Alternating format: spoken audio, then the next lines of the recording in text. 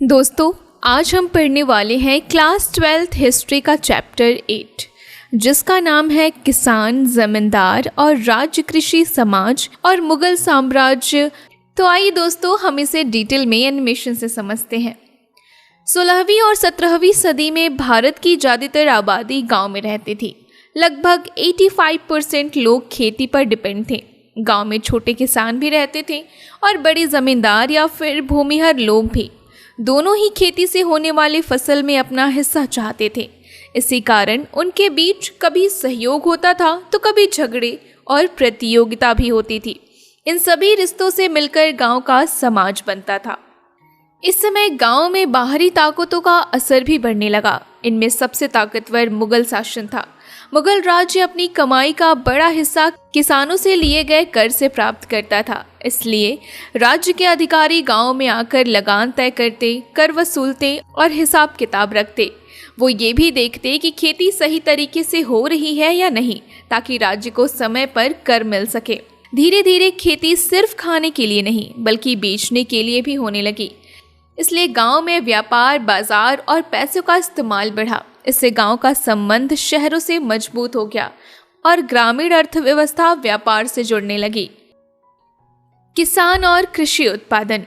मुगल काल में गांव खेती और ग्रामीण जीवन की सबसे छोटी और सबसे महत्वपूर्ण इकाई थी। किसान पूरे साल खेती से जुड़े काम करते थे, जैसे खेत जोतना, बीज बोना, फसल काटना और कृषि से जुड़ी चीज़ें जैसे तेल और शक्कर बनाना। लेकिन भारत में सिर्फ मैदानी खेती ही नहीं, कई जगह पहाड़, जंगल और बंजर इलाके भी थे जहां खेती आसान नहीं थी। इसलिए भारत की कृषि व्यवस्था हर जगह अलग अलग थी। किसानों के बारे में जानकारी हमें सीधे किसानों से नहीं मिलती, बल्कि वे अपने बारे में लिखते नहीं थे। इसलिए इतिहासकारों को मुगल दरबार में लिखी गई किताब और सरकारी दस्तावेजों पर निर्भर रहना पड़ा। इनमें सबसे महत्वपूर्ण किताब थी आईने अकबरी, जिसे अकबर के दरबारी इतिहासकार अबुल फजल ने लिखा था। इसमें खेती, कर वसूली, जमींदार और राज्य के संबंध की जानकारी दी गई। हालांकि ये किताब मुगल शासकों की नज़र से लिखी गई थी, इसलिए इसमें राज्य की ताकत और व्यवस्था को ज़्यादा अच्छा दिखाया गया। इसके अलावा गुजरात, महाराष्ट्र, राजस्थान और ईस्ट इंडिया कंपनी के दस्तावेज भी किसानों और राज्य के रिश्तों को समझने में मदद करते हैं। मुगल काल में किसानों की रैयत मुजारियन, किसान या आसामी कहा जाता था। दो प्रकार के किसान होते थे, खुदकास्त और पाही कास्त। खुदकास्त किसान अपने ही गांव की ज़मीन पर खेती करते थे, जबकि पाही कास्त किसान दूसरे गांव से आकर ठेके पर खेती करते थे। कई लोग बेहतर शर्तों के कारण दूसरी जगह खेती करने जाते थे, जबकि कुछ लोग अकाल या गरीबी के कारण मजबूर होकर ऐसा करते थे। उस समय अधिकतर किसानों के पास बहुत कम ज़मीन और साधन होते थे। कई किसानों के पास एक जोड़ी बैल और 2 हल भी मुश्किल से होते थे। गुजरात में 6 एकड़ ज़मीन वाला किसान अमीर माना जाता था, जबकि बंगाल में 10 एकड़ ज़मीन वाला किसान समृद्ध समझा जाता था। खेती व्यक्तिगत संपत्ति मानी जाती थी, इसलिए ज़मीन खरीदी और बेची भी जाती थी। खेती का विस्तार इसलिए हुआ क्योंकि ज़मीन और मजदूर दोनों उपलब्ध थे। लोग मुख्य रूप से खाने की फसलें जैसे चावल, गेहूं और ज्वार उगाते थे। जहां ज़्यादा बारिश होती थी वहां चावल उगाया जाता था, जबकि कम बारिश वाले इलाकों में गेहूं और बाजरा ज़्यादा उगते थे। खेती पूरी तरह मॉनसून पर निर्भर थी, इसलिए कुछ फसलों के लिए सिंचाई की ज़रूरत पड़ती थी। इसलिए राज्य ने नहरें और सिंचाई के साधन बनवाए। शाहजहां के समय पंजाब में शाह नहर जैसी नहरें बनवाई गई। किसान खेती में कुछ तकनीकों का भी इस्तेमाल करते थे। लकड़ी के हल में लोहे की नोक लगाई जाती थी ताकि मिट्टी ज़्यादा गहराई तक ना कटे और नमी बनी रहे। बैलों की मदद से बीज बोए जाते थे। मिट्टी की गुड़ाई और निराई के लिए लोहे के औजार इस्तेमाल किए जाते थे। मुगल काल में साल में 2 मुख्य फसलें होती थीं, खरीफ और रबी। कई जगह अच्छी बारिश और सिंचाई के कारण साल में 3 फसलें भी उगाई जाती थी। इसलिए भारत में फसलों की बहुत विविधता थी। आगरा में 39 तरीके की फसलें और दिल्ली में 43 प्रकार की फसलें उगाई जाती थी। बंगाल में अकेले चावल की 50 किस्में थी। खेती सिर्फ पेट भरने के लिए नहीं थी, बल्कि व्यापार के लिए भी होती थी। कपास, गन्ना, सरसों और दालें नकदी फसलें थीं जिनसे किसानों और राज्य दोनों को फायदा होता था। मुगल राज्य ऐसी फसलों को बढ़ावा देता था क्योंकि उनसे ज्यादा कर मिलता था। बंगाल चीनी के लिए प्रसिद्ध था और दक्कन में कपास की खेती बहुत होती थी। 17वीं सदी में कई नई फसलें भी भारत आईं। मक्का अफ्रीका और स्पेन के रास्ते भारत पहुंचा। टमाटर, आलू और मिर्च जैसी सब्जियां भी बाहर से आईं। अनानास और पपीता जैसे फल भी उसी समय भारत में आए। इससे भारतीय खेती और भोजन दोनों में बदलाव आया। ग्रामीण समुदाय। मुगल काल में गांव सिर्फ खेती करने की जगह नहीं थी, बल्कि एक पूरा सामाजिक समुदाय था। किसान खेती में बहुत मेहनत करते थे और खेती के विस्तार में उनकी बड़ी भूमिका थी। गांव का समाज मुख्य रूप से 3 हिस्सों से मिलकर बना था: किसान, पंचायत और गांव का मुखिया, जिसे मुकद्दम या मंडल कहा जाता था। गांव का समाज जातियों में बटा हुआ था। कुछ जातियों को ऊंचा माना जाता था, जबकि कुछ को नीचा समझा जाता था। जो लोग खेतों में मजदूरी करते थे या फिर नीच समझने वाले काम करते थे, उनकी हालत सबसे खराब थी। उनके पास जमीन और संसाधन बहुत कम होते थे। उनकी स्थिति आज के दलित समुदाय जैसी थी। मुसलमान समाज में भी ऐसे भेदभाव थे, जैसे हलाल खुरान और मल्हाजादा जैसे समूहों को समाज में नीचा माना जाता था। हालांकि सभी किसान खेती करते थे, लेकिन उनकी सामाजिक स्थिति एक जैसी नहीं थी। राजपूत और जाट भी खेती करते थे, लेकिन जाति व्यवस्था में राजपूतों को ऊंचा माना जाता था। समय के साथ कुछ जातियां जैसे अहीर, गुज्जर और माली खेती, पशुपालन और बागबानी के फायदे कमाकर समाज में ऊपर उठने लगी। इसी तरह मछुआरे और पशुपालक समुदाय की स्थिति भी बेहतर होने लगी। गांव की पंचायत बहुत महत्वपूर्ण संस्था थी। इसमें गांव के बुजुर्ग और प्रभावशाली लोग शामिल होते थे। पंचायत गांव के झगड़े सुलझाती थी और उसके फैसले सबको मानने पड़ते थे। पंचायत का मुखिया मुकद्दम या मंडल कहलाता था। उसका काम गांव की आमदनी और खर्च का हिसाब रखना। पटवारी उसकी मदद करता था। पंचायत गांव के सामूहिक खजाने से चलती थी। इस पैसे का इस्तेमाल अधिकारियों की मेहमान नवाजी, बाढ़ जैसी मुसीबतों से निपटने और नहर या बांध बनाने जैसे कामों में होता था। पंचायत ये भी देखती थी कि लोग अपनी जाति के नियमों का पालन करें। अगर कोई नियम तोड़ता था तो पंचायत उसे जुर्माना या फिर गांव से बाहर निकालने जैसी सजा देती थी। हर जाति की अपनी अलग पंचायत होती थी। ये पंचायतें शादी, जमीन के झगड़े और सामाजिक नियमों से जुड़े फैसले करती थी। ज्यादातर मामलों में राज्य भी इनके फैसलों का मान लेता था। कई बार गांव के गरीब और निचली जाति के लोग पंचायत में शिकायत करते थे कि उनसे जबरदस्ती ज्यादा कर या बिगाड़ ली जा रही है। पंचायत कभी समझौता कराती, लेकिन अगर न्याय नहीं मिलता तो किसान गांव छोड़कर चले जाते, क्योंकि खेती के लिए मजदूरी जरूरी थी। इसलिए किसानों का गांव छोड़ना एक बड़ा विरोध माना जाता था। गांव में सिर्फ किसान ही नहीं, बल्कि कई दस्तकार भी रहते थे, जैसे कुम्हार, लोहार, बढ़ई, नाई और सुनार। ये लोग गांव वालों को सेवाएं देते थे और बदले में उन्हें फसल का हिस्सा, जमीन या फिर नगद मिलता था। कई किसान खेती के खाली समय में दस्तकारी का काम भी करते थे, जैसे कपड़े रंगना, औजार बनाना या फिर मिट्टी के बर्तन तैयार करना। महाराष्ट्र में दस्तकारों को जो जमीन मिलती थी उसे वतन या फिर मिरास कहा जाता था और उस पर उनकी पुश्तैनी अधिकार भी होते थे। बंगाल में कई दस्तकारों को नगद मजदूरी और खाने का खर्च भी दिया जाता था। इस तरह की व्यवस्था को बाद में जजमानी व्यवस्था कहा गया। कुछ अंग्रेज अधिकारियों ने भारतीय गांवों को छोटा गणराज्य कहा, क्योंकि वहां लोग मिलजुल कर रहते थे, लेकिन वास्तव में गांव में बराबरी नहीं थी। जाति, धन और ताकत के आधार पर समाज में गहरी असमानता थी। अमीर और ताकतवर लोग फैसले लेते थे, जबकि गरीब और निचली जातियों के लोग शोषण झेलते थे। धीरे धीरे गांव में व्यापार और नकदी का उपयोग भी बढ़ने लगा। मुगल शासन में कई जगह कर नदक भी लिया जाता था। कपास, नील और रेशमी जैसे व्यापारिक फसलें उगाने वाले किसानों और दस्तकारों को भी नगद भुगतान मिलता था। इससे गांव का संबंध शहरों और बाजारों से और मजबूत हो गया। कृषि समाज में महिलाएं। मुगल काल के कृषि समाज में महिलाएं खेती और उत्पादन का बहुत महत्वपूर्ण हिस्सा थीं। महिलाएं और पुरुष दोनों मिलकर खेतों में काम करते थे। पुरुष हल चलाते और खेत जोतते थे, जबकि महिलाएं बीज बोने, निराई करने, फसल काटने और अनाज निकालने जैसे काम करती थीं। खेती और घर परिवार दोनों का काम महिलाओं के श्रम पर काफी हद तक निर्भर था। इसीलिए उस समय घर और बाहर के कामों में आज जैसी साफ अलग अलग सीमाएं नहीं थीं। खेती के अलावा महिलाएं कई दस्तकारी के काम भी करती थीं। वे सूत काती थीं, मिट्टी साफ करके बर्तन बनाने में मदद करती थीं और कपड़ों पर कढ़ाई करती थीं। जैसे जैसे व्यापार बढ़ा और वस्तुओं का बाजार में इस्तेमाल बढ़ा, वैसे वैसे महिलाओं के श्रम की मांग भी बढ़ने लगी। किसान और दस्तकार महिलाएं खेतों के अलावा लोगों के घरों और बाजारों में भी काम करती थीं। हालांकि महिलाएं समाज और उत्पादन के लिए बहुत जरूरी थीं, फिर भी उनके प्रति कई तरह के पूर्वाग्रह मौजूद थे। उदाहरण के लिए पश्चिमी भारत में मासिक धर्म के समय महिलाओं को हल या कुम्हार का चाक छूने की अनुमति नहीं थी।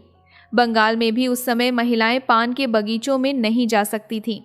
इससे पता चलता है कि महिलाओं को लेकर सामाजिक सोच में कई भेदभाव मौजूद थे। उस समय समाज श्रम पर निर्भर था, इसलिए महिलाओं को बच्चे पैदा करने की क्षमता के कारण महत्वपूर्ण माना जाता था।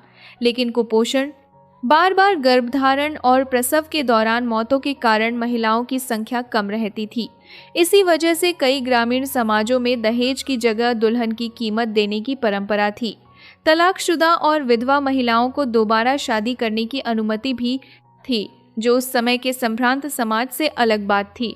फिर भी परिवार और समाज में पुरुषों का नियंत्रण अधिक था। घर का मुखिया पुरुष माना जाता था और महिलाओं की स्वतंत्रता सीमित थी। अगर किसी महिला पर बेवफाई का शक भी हो जाए तो उसे कड़ी सजा दी जा सकती थी। पश्चिम भारत के कई दस्तावेज बताते हैं कि महिलाएं पंचायत में न्याय की मांग लेकर जाती थीं। वे अपने पतियों की बेवफाई या परिवार की जिम्मेदारी न निभाने की शिकायत करती थीं। हालांकि दस्तावेजों में अक्सर महिलाओं का अपना नाम नहीं लिखा जाता था, बल्कि उन्हें किसी पुरुष की पत्नी, माँ या बहन के रूप में पहचाना जाता था। कुछ मामलों में महिलाओं को संपत्ति के अधिकार भी प्राप्त थे। पंजाब में विधवा महिलाएं भी जमीन खरीदने बेचने में हिस्सा लेती थीं। हिंदू और मुस्लिम दोनों समुदायों की महिलाओं को जमींदारी विरासत में मिल सकती थी और वे उसे बेच या गिरवी रख सकती। बंगाल में कई महिला जमींदार भी थीं। 18वीं सदी की प्रसिद्ध राजशाही जमींदारी भी एक महिला द्वारा चलाई जाती थी। जंगल और कबीले। मुगल काल में भारत का बड़ा हिस्सा सिर्फ गांवों और खेती तक सीमित नहीं था। उत्तर भारत के कुछ घनी आबादी वाले इलाकों को छोड़ दें तो देश के बहुत बड़े हिस्से जंगलों और झाड़ियों से ढके हुए थे। झारखंड, मध्य भारत, तराई क्षेत्र, पश्चिमी घाट और दक्कन के पठार जैसे इलाकों में जंगल बहुत ज्यादा थे। माना जाता है कि उस समय लगभग 40% भूमि जंगलों से घिरी हुई थी। जंगलों में रहने वाले लोगों को उस समय जंगली कहा जाता था, लेकिन इसका मतलब असभ्य होना नहीं था। यह शब्द उन लोगों के लिए इस्तेमाल होता था जो जंगल के उत्पादों, शिकार और घूम घूम कर खेती करने पर निर्भर थे। उनका जीवन मौसम के अनुसार बदलता रहता था। जैसे भील लोग अलग अलग मौसम में शहद इकट्ठा करते, मछली पकड़ते, खेती करते और शिकार करते थे। इसलिए उनका जीवन लगातार एक जगह से दूसरी जगह घूमने वाला था। मुगल राज्य जंगलों को पूरी तरह अपने नियंत्रण में नहीं रख पाता था। कई बार विद्रोही लोग जंगलों में छिप जाते थे और कर देने से मना कर देते थे। बाबर ने भी जंगलों को ऐसा सुरक्षित स्थान बताया जहां लोग राज्य के खिलाफ विद्रोह कर सकते थे। जंगलों में बाहरी ताकतों का प्रवेश कई कारणों से हुआ। मुगल सेना को हाथियों की जरूरत होती थी, इसलिए जंगलों से हाथी पकड़े जाते थे और कई बार जंगलवासियों से कर के रूप में हाथी लिए जाते थे। मुगल शासक शिकार के बहाने अलग अलग इलाकों का दौरा भी करते थे। दरबारी इतिहासकारों के अनुसार शिकार अभियान के जरिए बादशाह लोगों की समस्याएं समझने की कोशिश करता था। चित्रों में भी शिकार को अच्छे शासन के प्रतीक के रूप में दिखाया जाता था। व्यापार का असर भी जंगलवासियों पर पड़ा। जंगलों से मिलने वाले शहद, मोम और लाख जैसी चीजों की बहुत मांग थी। लाख तो विदेशों तक भेजी जाती थी। हाथियों का व्यापार भी होता था। कुछ कबीले व्यापार में भी शामिल थे। जैसे पंजाब का लोहानी कबीला भारत और अफगानिस्तान के बीच व्यापार करता था। धीरे धीरे जंगलों की कबीलाई समाज में भी बदलाव आने लगे। कई कबीलाई सरदार जमींदार और बाद में राजा बन गए। उन्हें सेना रखने की जरूरत पड़ी, इसलिए उन्होंने अपने लोगों को सैनिक बनाया। सिंध और असम जैसे इलाकों में कबीलाई सेनाएं काफी बड़ी होती थीं। असम के अहोम राजाओं ने पायक व्यवस्था शुरू की, जिसमें लोगों को जमीन के बदले सैनिक सेवा करनी पड़ती थी। उन्होंने हाथी पकड़ने का अधिकार भी अपने नियंत्रण में रखा। 16वीं सदी तक कई कबीलाई समाज राजतंत्र में बदलने लगे थे। उदाहरण के लिए कोच राजाओं ने आसपास के कबीलों को हराकर अपना राज्य बढ़ाया। जंगलों में नए धार्मिक और सांस्कृतिक प्रभाव भी फैलने लगे। कई इतिहासकार मानते हैं कि सूफी संतों ने नए बसे हुए इलाकों में लोगों को इस्लाम अपनाने के लिए प्रभावित किया। इस तरह जंगल और कबीलाई समाज भी धीरे धीरे बड़े राजनीतिक और सांस्कृतिक बदलावों का हिस्सा बन गए। जमींदार। मुगल काल में गांवों में एक खास वर्ग होता था जिसे जमींदार कहा जाता था। ये लोग सीधे खेती नहीं करते थे, लेकिन उनकी कमाई खेती से ही होती थी। जमींदारों के पास अपनी जमीन होती थी और गांव में उनकी सामाजिक और आर्थिक स्थिति बहुत ऊंची मानी जाती थी। उनकी ताकत का एक कारण उनकी ऊंची जाति थी और दूसरा कारण यह था कि वे राज्य को खास सेवाएं देते थे। जमींदारों के पास बड़ी मात्रा में निजी जमीन होती थी जिसे मिल्कियत कहा जाता था। इस जमीन पर खेती मजदूरों या पराधीन किसानों से करवाई जाती थी। जमींदार अपनी जमीन को बेच सकते थे, गिरवी रख सकते थे या किसी और को दे सकते थे। जमींदारों की ताकत सिर्फ जमीन तक सीमित नहीं थी। कई जमींदार राज्य की ओर से कर वसूलने का काम भी करते थे और इसके बदले उन्हें हिस्सा मिलता था। उनके पास अपनी सेना, किले, घुड़सवार, पैदल सैनिक और तोपखाना भी होता था। इसलिए गांव के समाज में उनका स्थान सबसे ऊपर माना जाता था। अबुल फजल के अनुसार ब्राह्मण और राजपूत जैसे ऊंची जातियों के लोगों का ग्रामीण समाज पर मजबूत नियंत्रण था, लेकिन सिर्फ ऊंची जातियों के लोग ही जमींदार नहीं थे। कई मध्यम जातियों और मुसलमानों ने भी जमींदारी हासिल कर ली थी। कई बार जमींदारी युद्ध में जीत के कारण मिलती थी। ताकतवर सैनिक सरदार कमजोर लोगों को हटाकर जमीन पर कब्जा कर लेते थे, लेकिन अधिकतर मामलों में राज्य की मंजूरी यानी सनद जरूरी होती थी। जमींदारी धीरे धीरे कई तरीकों से बढ़ती थी। नई जमीन बसाकर, जमीन खरीदकर, अधिकारों के हस्तांतरण से या राज्य के आदेश से। इसी कारण कुछ निचली जातियों के लोग भी समय के साथ जमींदार बन गए। राजपूतों, जाटों और बंगाल के सदगोप जैसे समूहों ने बड़ी बड़ी जमींदारियां बनाई। जमींदार नई जमीनों पर खेती बसाने में मदद करते थे। वे किसानों को खेती के औजार और उधार भी देते थे ताकि किसान वहां बस सकें। जमींदार बाजार और हाट भी बसाते थे जहां किसान अपनी फसल बेचते थे। इससे गांवों में व्यापार और नकदी का इस्तेमाल बढ़ा। जमींदारी की खरीद बिक्री से भी गांवों का मौद्रीकरण तेज हुआ। हालांकि जमींदार किसानों से लगान लेते थे और उन्हें शोषक माना जा सकता है, फिर भी किसानों और जमींदारों के बीच केवल दुश्मनी का रिश्ता नहीं था। कई बार जमींदार किसानों की मदद भी करते थे। भक्ति संतों ने समाज की बुराइयों की आलोचना की, लेकिन उन्होंने जमींदारों को उतना बड़ा अत्याचारी नहीं बताया जितना राज्य के कर अधिकारियों को बताया। 17वीं सदी में जब किसानों ने राज्य के खिलाफ विद्रोह किए, तब कई बार जमींदार भी किसानों के साथ खड़े दिखाई दिए। इससे पता चलता है कि किसानों और जमींदारों के रिश्ते केवल शोषण पर आधारित नहीं थे, बल्कि उनमें सहयोग और संरक्षण का रिश्ता भी मौजूद था। भू राजस्व प्रणाली। मुगल साम्राज्य की सबसे बड़ी आमदनी जमीन से मिलने वाले कर यानी भू राजस्व से होती थी। इसलिए राज्य के लिए यह बहुत जरूरी था कि वह खेती और किसानों पर नियंत्रण रखे। इसी काम के लिए मुगलों ने एक बड़ा प्रशासनिक तंत्र बनाया। इसमें दीवान सबसे बड़ा वित्त अधिकारी होता था जो पूरे राज्य की आय और खर्च की देखरेख करता था। उसके नीचे राजस्व अधिकारी और हिसाब रखने वाले कर्मचारी होते थे जो गांवों में जाकर कर तय करते और वसूलते थे। इस तरह राज्य का सीधा हस्तक्षेप खेती और ग्रामीण समाज में बढ़ गया। मुगल राज्य कर लगाने से पहले जमीन और खेती के बारे में पूरी जानकारी इकट्ठा करता था। भू राजस्व व्यवस्था के दो मुख्य भाग थे। पहला, कर कितना लगेगा यह तय करना, और दूसरा, उस कर की वास्तविक वसूली करना। तय की गई रकम को जमा कहा जाता था, जबकि वास्तव में वसूली गई रकम हासिल कहलाती थी। राजस्व वसूलने वाले अधिकारी को अमील गुजार कहा जाता था।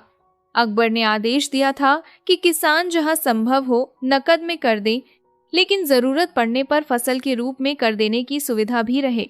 राज्य कोशिश करता था कि उसे अधिक से अधिक हिस्सा मिले, लेकिन कई बार स्थानीय परिस्थितियों के कारण पूरा कर वसूल करना संभव नहीं होता था।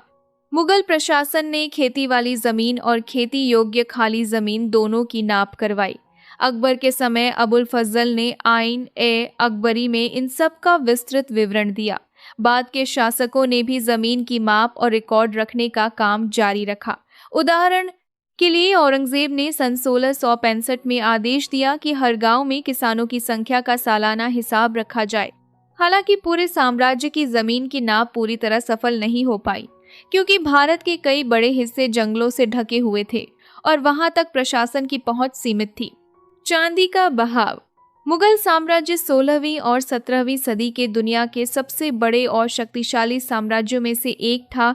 उसी समय चीन में मिंग साम्राज्य, ईरान में सफावी साम्राज्य और तुर्की में ऑटोमन साम्राज्य भी बहुत ताकतवर थे। इन बड़े साम्राज्यों की राजनीतिक स्थिरता के कारण एशिया में व्यापार तेजी से बढ़ा और चीन से लेकर भूमध्य सागर तक व्यापारिक रास्ते मजबूत हो गए।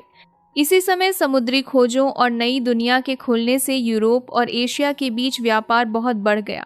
भारत का विदेशों के साथ व्यापार तेजी से फैलने लगा। नई नई वस्तुओं का व्यापार शुरू हुआ और भारत का व्यापार कई देशों तक पहुंच गया। भारत से कपड़ा, मसाले और दूसरी चीजें बड़ी मात्रा में विदेशों में भेजी जाती थीं। बदले में भारत को बहुत ज्यादा चांदी मिलती थी, क्योंकि भारत में चांदी के प्राकृतिक स्रोत कम थे। धीरे धीरे दुनिया के अलग अलग हिस्सों से चांदी भारत आने लगी। इससे भारत में चांदी के सिक्कों, खासकर रुपयों की अच्छी उपलब्धता बनी रही। चांदी की अधिकता के कारण व्यापार और बाजार में नकद पैसों का इस्तेमाल बहुत बढ़ गया। सिक्कों की ढलाई बढ़ी और अर्थव्यवस्था में मुद्रा का चलन मजबूत हुआ। इससे मुगल राज्य को किसानों और व्यापारियों से नकद में कर वसूलने में आसानी हुई।